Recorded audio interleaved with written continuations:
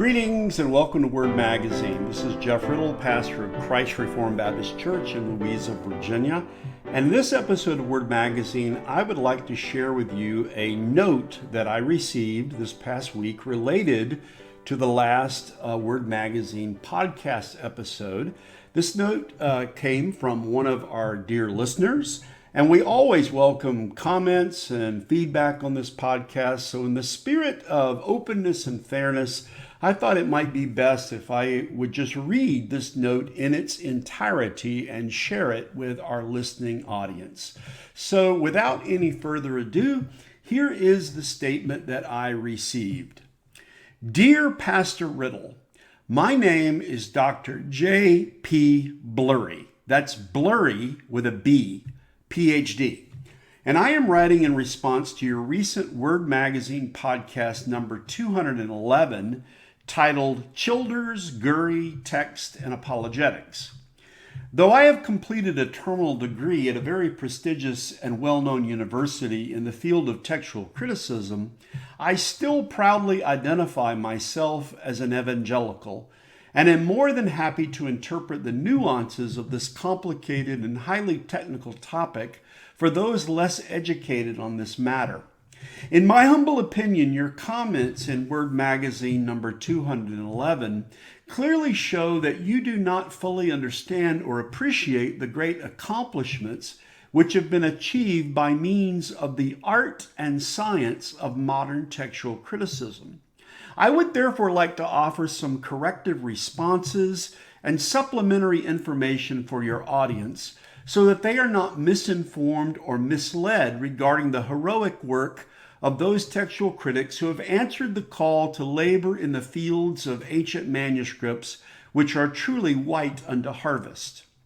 Regarding the autographs, as Bible-believing evangelical scholars who work in textual criticism, we want to reconstruct the autograph of Scripture, while at the same time also making it perfectly clear that the autograph actually does not exist, and we can never reliably reconstruct it. At best, we can only reconstruct an initial text, which is the text as far back as we think we can reliably determine it. But one must never make the naive assumption that this initial text is actually the authorial text. So in contrast to obscurantist TR advocates like yourself, who mistakenly follow the now outdated path of men like Manton, Owen, or Turretin, in holding that the traditional apograph is the autograph, we want to reconstruct the original text of the apostles, except we concede that it is impossible for us ever successfully to do this as far as we know. For, as one of our leading scholars has recently put it, even if we reconstructed the autograph, we would never be able to know for certain that we had actually accomplished this feat. Regarding method, we can describe modern textual criticism as the task of examining the variants in order to reach a firm conclusion as to which variant is probably responsible for the origin of the other variants, even though we admit that many times scholars in our discipline using the same method reach very different conclusions as to which variant is probably original.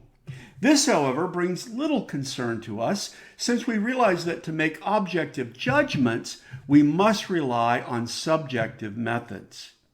Regarding the earliest and best manuscripts, for us, it is axiomatic that the earliest extant manuscripts are the best manuscripts, while also acknowledging that sometimes the later manuscripts contain readings that are earlier than the earliest manuscripts. This means that we should follow the earliest manuscripts except for those passages where the later manuscripts preserve readings that are earlier and better than the earliest and best. This is the case even though admittedly there is no objective way of determining when the earliest manuscripts are the best manuscripts or when the later manuscripts are better because they have readings that are better and earlier than the earliest and best manuscripts. So to sum up, one should generally go with the earliest and best manuscripts, even though we can't really be completely sure which readings are the earliest and best, or whether later manuscripts might possibly be the earliest and best. Regarding the number of manuscripts, now you should rest assured that the modern reconstruction method of textual criticism is reliable because it is based on such a large number of extant Greek New Testament manuscripts, currently estimated to number about 5,300. This means we probably have enough extant evidence to give a rough approximation of what the New Testament text might possibly be, except for those places where we admit that our method leaves us in the dark as to what the text actually is, which is in fact nearly all, if not entirely all, of the New Testament. The thing to remember is that after a century of scientific textual criticism, though we might not yet know how many manuscripts we actually have, or which are the earliest and best, we probably have a lot of them.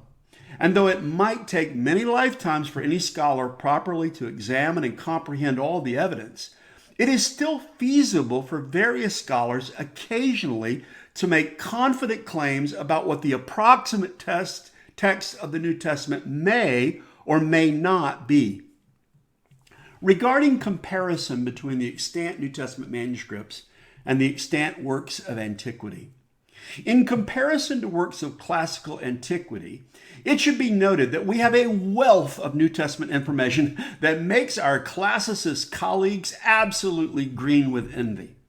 Except that this assertion has been overblown by some uninformed scholars who continue to make outdated claims about the number of extant classical works that exist in comparison to the number of extant New Testament manuscripts, drawing on the now outdated figures provided by F.F. Bruce. Bruce is great, except he's wrong and bad. So we have better information than the classicists, except when we don't. So we should not claim that we do, except in those cases where we might. So in summary, we should weigh the manuscripts rather than count them, except in those cases where the modern text is supported by the majority text, or the TR is supported by a minority. We must use a consistent methodology, except in those cases where an inconsistent methodology is more useful for correcting the outdated traditional text. Regarding variants, we all know that Bart Ehrman has consistently attempted to undermine the authority and reliability of the New Testament text by pointing to the scribal errors. All we have are copies of copies, he's fond of saying. Many become overly concerned about these variants. When John Mill suggested in 1707 that there were over 30,000 mistakes in the manuscript tradition, they became very nervous. They became even more concerned 100 years later when Frederick Nolan suggested that there were more than 100,000 such scribal errors. My colleague Peter Gurry, that's Gurry with a G, not with a B, not to be confused with me, attempted to counter Ehrman and allay the fears of nervous evangelicals by pointing out that there are, in fact, 500,000 errors. He was clear to make certain that his readers knew that none of those probably held any importance for any cardinal doctrine of Scripture. I, however, want to take things a step further and share with you and your listening audience some of my most recent research. I now predict with great confidence that there are possibly over 1 billion scribal errors. We must not see this as a challenge to our faith, but an opportunity. For you see, the more variants that exist, the more each individual Christian will be able to reconstruct his own unique Bible without trespassing on the Bible of his neighbor.